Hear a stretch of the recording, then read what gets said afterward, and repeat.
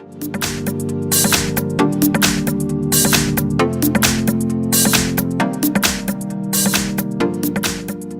have Blackberry Motion, and let me show you how to change language on the following device.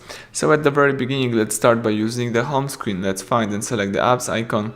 Here you need to choose settings, scroll down, and from the following options, let's find and select system, choose languages and input. Let's tap language one more time.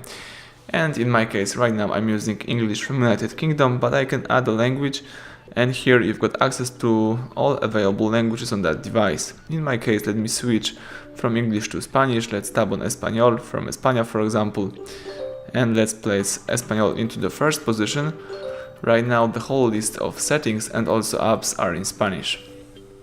If you would like to go back to previous version, to the English one, let's tap Ajustes, scroll down, choose Sistema, tap idiomas in traduce texto, tap idiomas again, and place English into the first position.